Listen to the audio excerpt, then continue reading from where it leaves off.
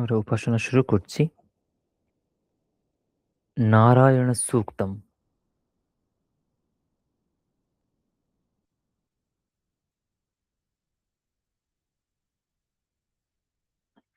হরিঃ ওম।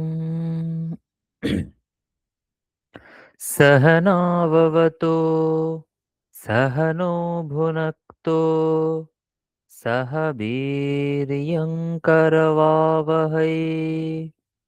तेजस्विनावधीतमस्तु मा विद्विषावहै। ॐ शान्ति शान्ति शान्तिः। ॐ सहस्रशीर्षं देवं विश्वाक्षं विश्वशम्भुवम् विश्वन्नारायणं देवमक्षरं परमं पदम् विश्वतः परमान्नित्यं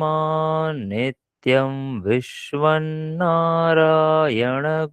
हरिम् विश्वमेवेदं पुरुषस्तद्विश्वमुपजीवते पतिं विश्वस्यात्मेश्वरगुं शाश्वतगुं शिवमच्युतम् नारायणं महाज्ञेयं विश्वात्मानं परायणम् नारायणपरो ज्योतिरात्मा नारायणः परः नारायणपरं ब्रह्म तत्त्वन्नारायणः परः नारायणपरो ध्याता ध्यानन्नारायणः परः यच्च किञ्चिज्जगत् सर्वं दृश्यते श्रूयतेऽपि वा अन्तर्बहिश्च तत्सर्वं व्याप्य नारायणस्थितः अनन्तमव्ययं कविगुं समुद्रेऽन्तं विश्वशम्भुवम् पद्मकोशप्रतीकाशगुं हृदयं चाप्यधोमुखम् अधो निष्ट्यावितस्त्यान्ते नाभ्यामुपरि तिष्ठति ज्वालमालाकुलं भाति विश्वस्यायतनं महत् सन्ततगुं शिलाविस्तुलं मत्याकोशसन्निभम् तस्यान्ते सुषिरगुं सूक्ष्मन्तस्मिन् सर्वं प्रतिष्ठितम् तस्य मध्ये महानग्निर्विश्वार्चिर्विश्वतो मुखः सोऽग्रभुग्विभजन् तिष्ठन्नाहारमजरः कविः तीर्यगूर्ध्वमधः शायीरश्मयस्तस्य सन्तता सन्तापयति स्वं देहमापादतलमस्तकः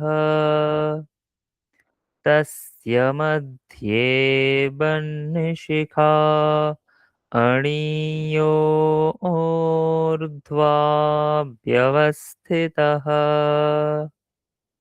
नीलतो यदमध्यस्थाद्विद्युल्लेखे बभास्वरा नीवारशूकवत्तन्वी पीताभा मृत्तिकायामितद्युतिमत्यणुपमा तस्या शिखाया मध्ये परमात्मा व्यवस्थितः स ब्रह्म स शिवः स हरिः सेन्द्रः सोऽक्षरः परमस्वराट् ऋतगुं सत्यं परं ब्रह्मपुरुषं कृष्णपिङ्गलम् ऊर्ध्वरेतं विरूपाक्षं विश्वरूपाय वै नमो नमः ॐ नारायणा विद्महे वासुदेवाय धीमहि तन्नो विष्णुः प्रचोदयात् ॐ शान्ति शान्ति शान्तिः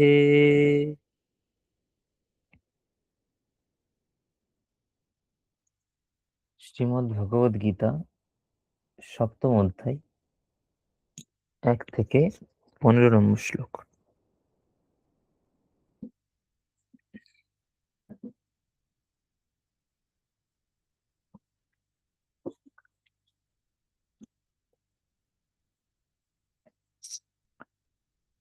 वसुदेवसुतं देवं कंसचाणूरमर्दनम् देवकी परमानन्दम् कृष्णौ वन्दे जगद्गुरुम्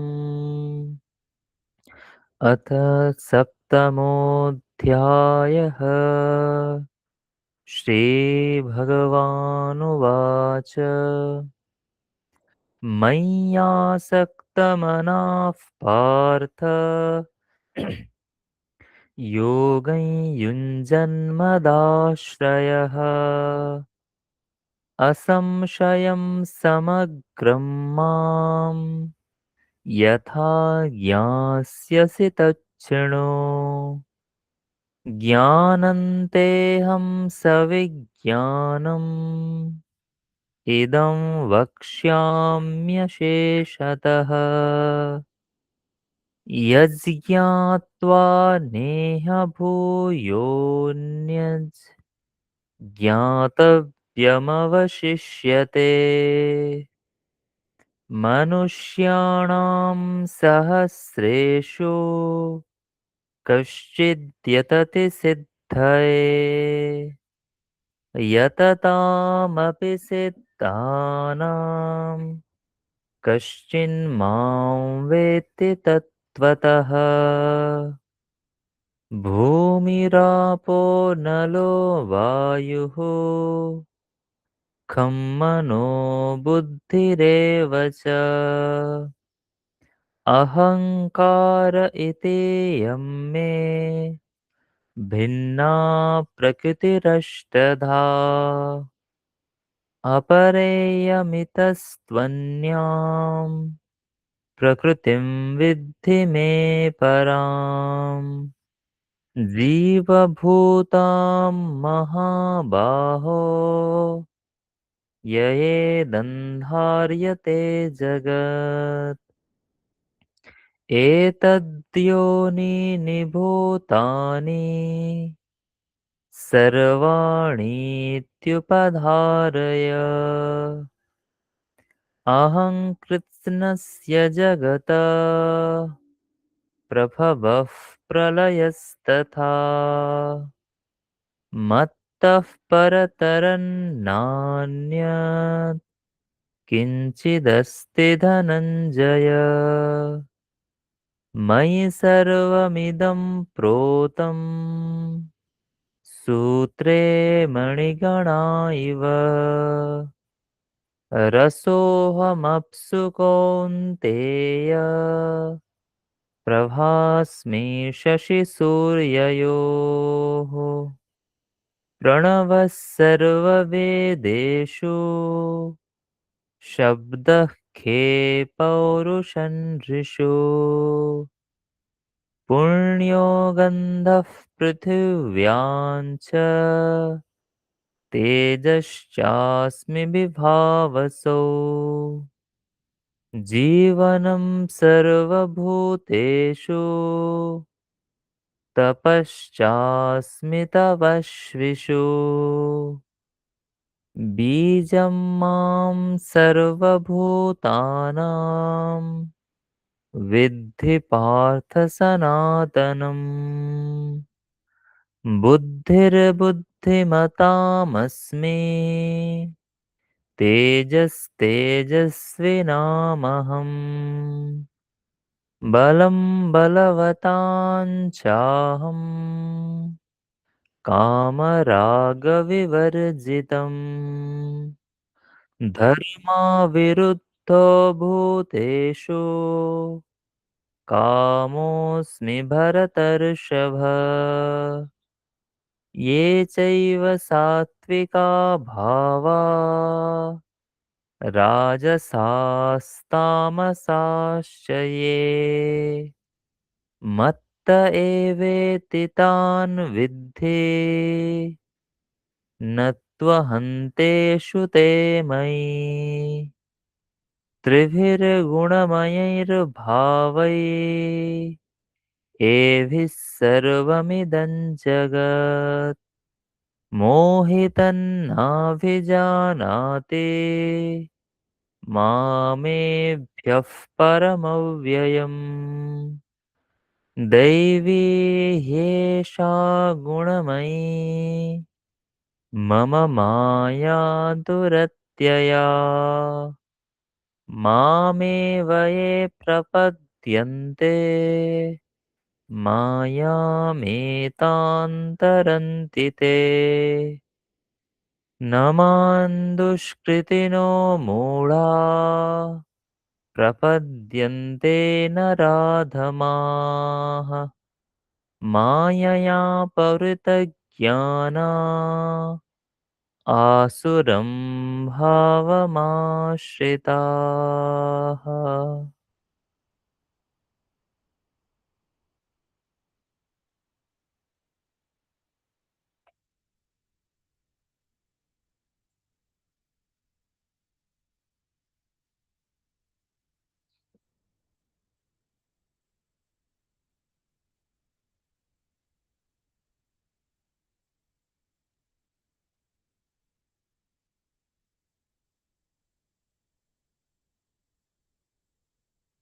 আজকের মনন শ্রীমদ্ ভগবদ গীতা ষষ্ঠ অধ্যায় তৃতীয় শ্লোক। শ্লোকটি আমি পাঠ করছি। आरुरुक्षोर्मुनेर्योगं कर्म कारणमुच्यते योगारूढस्य तस्यैव शमः कारणमुच्यते।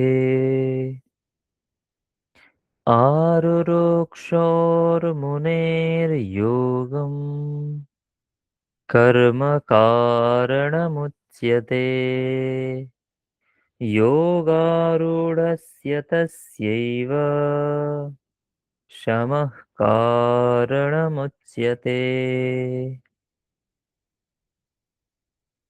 যোগে আরোহণে ইচ্ছুক মননশীল ব্যক্তির যোগে স্থিতি লাভের জন্য নিষ্কাম কর্ম করাকেই কারণ বলা হয়েছে এবং যোগারূঢ় হলে যোগারূঢ় পুরুষের যে সর্বসংকল্পের অভাব হয় সেটিকে তার পরম কল্যাণের কারণ বলা হয়েছে।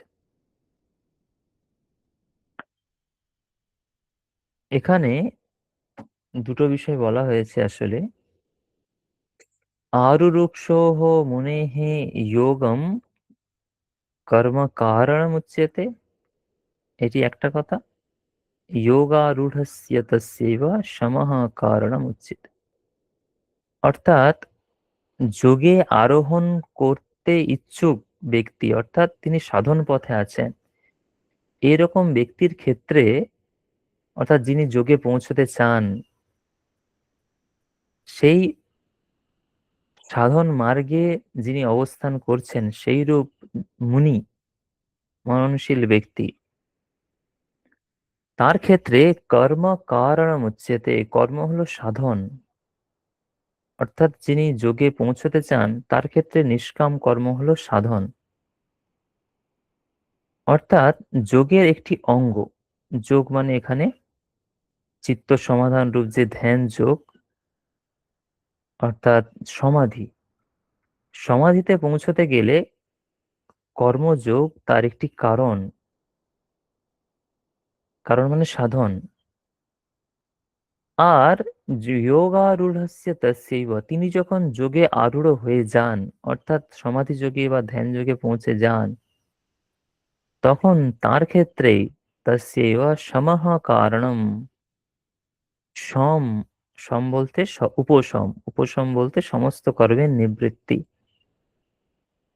সেই নিবৃত্তেই কারণম উচ্যতে, কারণম। অর্থাৎ যখন কেউ যোগে পৌঁছতে চাচ্ছে, সাধন পথে আছে, তখন কর্মযোগ হচ্ছে সাধন। কর্মযোগের মাধ্যমে আমাদের সেই ধ্যান যোগে পৌঁছতে হবে। কিন্তু যখন কেউ ধ্যান যোগে পৌঁছে গেছেন, সমাধি লাভ করে ফেলেছেন, চিত্ত সমাধান হয়েছে, অর্থাৎ চিত্ত একাগ্র হয়ে গেছে, তখন কর্মত্যাগ, অর্থাৎ তখন আর কর্ম করতে হবে না। নিষ্কাম কর্ম বা সাধারণ কর্ম, কোনো কর্মই করতে হবে না। এখানে বলছে এই বিষয়টা যে কর্মযোগ হলো ধ্যান যোগ বা চিত্ত সমাধান রূপ যে যোগ, তার একটি অঙ্গ। অর্থাৎ আমাদের কর্মযোগ আমরা করব, কিন্তু আমাদের উদ্দেশ্য হবে সেই সমাধি যোগে পৌঁছানো, তার একটি অঙ্গ হিসেবে। যখন আমরা সেই ধ্যান যোগ করে ফেলবো, ধ্যান যোগ আমাদের চিত্ত একাগ্র হয়ে যাবে, তখন আমাদের কর্ম ত্যাগ করতে হবে। না হলে আমরা যোগারূঢ় হতে পারবো না। তখন কর্মযোগ ত্যাগ অটোমেটিক এমনি এমনি হয়ে যাবে। অর্থাৎ কর্মযোগ হলো ধ্যানযোগের অঙ্গ। এটি এই শ্লোকে বলতে চাওয়া হয়েছে। আর এখানে মুনি শব্দের অর্থ মননশীল ব্যক্তি, এখানে যিনি সাধক, সেই জন্য তিনি সাধন পথে এখনো আছেন, তিনি যোগে আরোহণ করছেন, অর্থাৎ তিনি সাধন পথে গমন করছেন। তার জন্য অবশ্যই নিষ্কাম কর্ম করতে হবে। কিন্তু যখন আমি যোগে অবস্থান করে ফেলবো, অর্থাৎ আমি যোগে পৌঁছে যাব, সমাধি আমার হবে, তখন কর্মযোগ ত্যাগ করতে হবে। এখানেই আমরা আজকের মনন পর্ব শেষ করছি।